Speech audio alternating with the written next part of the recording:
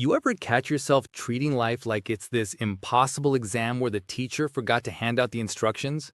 Like you're scribbling on the page trying to make sense of the questions, only to realize half the time the questions don't even matter? Yeah, same.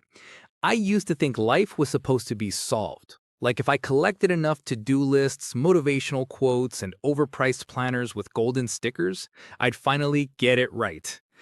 But here's the thing nobody tells you. Life isn't a riddle you crack. It's a ride you either loosen up and enjoy or tighten up and miss completely. So today, let's break down what it actually means to stop taking life so seriously. Not in a reckless, forget your responsibilities and run into the woods with a kazoo kind of way, but in a balanced, humane, sane way. Because when you loosen your grip, life doesn't fall apart. Ironically, it starts making more sense. Section 10. Life isn't that deep. Let's start big. Life isn't meant to be taken as seriously as we take it. Most of the rules are made up. Most of the pressure is self-imposed. You don't need to have a 5-year plan carved into stone. You don't need to understand every mystery of the universe. You don't need to win every argument, prove your worth, or constantly fix yourself. You are allowed to just be. To stumble, laugh, cry, try again, eat dessert first, cancel plans, start projects, abandon projects, love people, forgive people, and occasionally forget what day it is. That's not failure. That's life. Section 9. Play is not just for kids. At some point, adulthood tricks us into thinking play is childish. We swap playgrounds for spreadsheets, crayons for credit scores. But play, whatever it looks like for you, isn't optional. It's oxygen for the spirit. Sing badly in the shower. Dance in your kitchen. Try painting, even if your art looks like a potato wearing a hat. Play doesn't need to be productive. It just needs to be fun. And ironically, when you let yourself play, you often become more creative, focused, and resilient in the rest of your life. Section 8. Death is the best teacher of life. Okay, that sounds heavy, but hear me out. Remembering that one day we'll all die is oddly liberating. Think about the things that keep you up at night. Typos, awkward conversations, whether people think you look weird in that shirt. Fast forward 100 years, none of it matters. Nobody remembers. When you zoom out to that perspective, life suddenly feels lighter. Not meaningless, but precious, fragile in the best way. You stop hoarding worries like they're treasure and start spending your time like it's the only currency that counts. Section 7. Growth can be quiet. Here's a myth that growth always looks loud, dramatic, like fireworks exploding in the sky. But most real growth is silent. It's not a sudden epiphany in a yoga retreat. It's tiny shifts you barely notice. Choosing not to reply to that text in anger. Letting yourself rest without guilt. Saying no when you usually say yes. You might not see the change in the mirror every day, but give it time. You'll realize you've become softer, kinder, steadier. Growth isn't always about climbing mountains. Sometimes it's about letting the soil of your life recover. Section 6. Laughter is medicine, not a distraction. When was the last time you laughed so hard you couldn't breathe? Remember how your problems didn't vanish, but they suddenly felt lighter?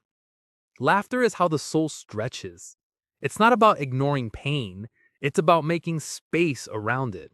You don't have to earn your joy, and you don't have to schedule it on Google Calendar.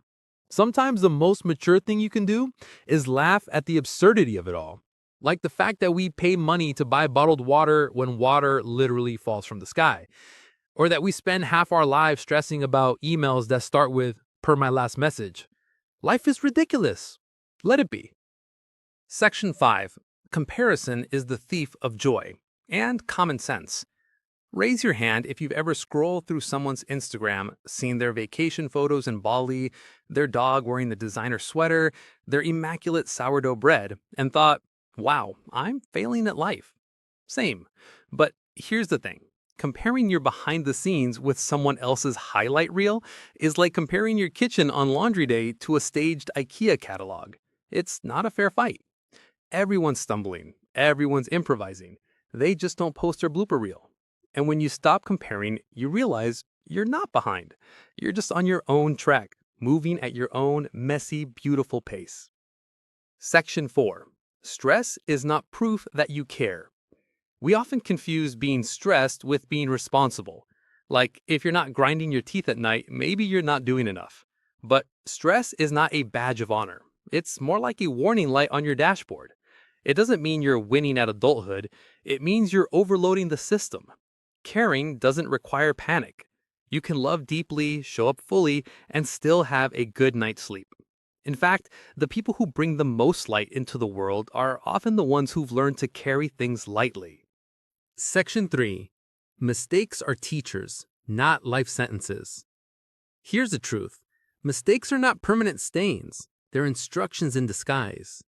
Messing up at work, saying the wrong thing, taking a wrong turn, none of these mean your life is over. Every mistake is feedback, a small nudge showing you where not to step next time. Think about it. The best skills you have today probably came from trial, error, and adjustment. Failure isn't a final judgment. It's the tuition you pay for wisdom. So instead of fearing mistakes, start mining them for lessons. Because the people who grow the fastest aren't the ones who never fall. They're the ones who refuse to stay down. Section 2. Perfection is a costume, not a personality. There's this dangerous myth that if we can just get it together, everything will click.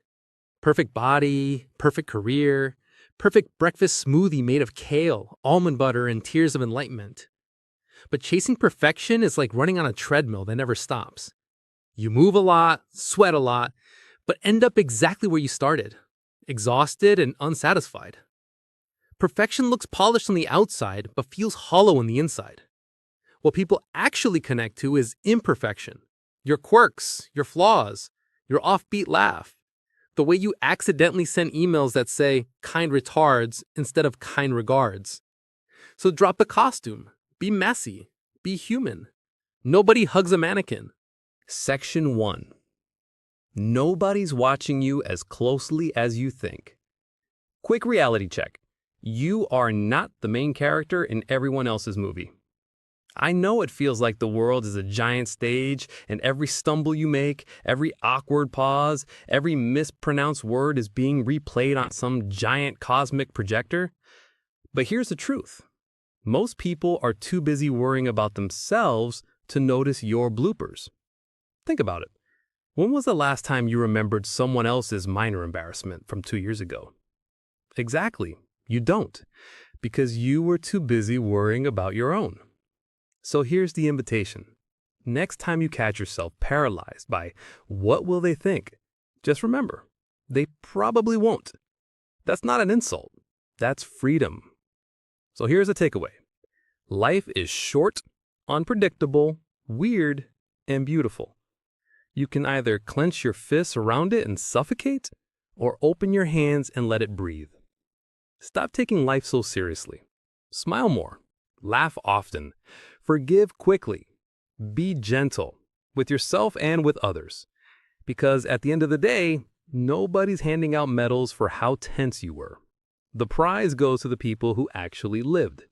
And if this gave you even the tiniest permission to loosen your grip, maybe to laugh at yourself, maybe to take a deep breath, then that's already a win. So do me a favor. Before you dive back into the chaos of your day, hit that like button, maybe subscribe, and share this with the one friend who overthinks everything. You know exactly who I'm talking about.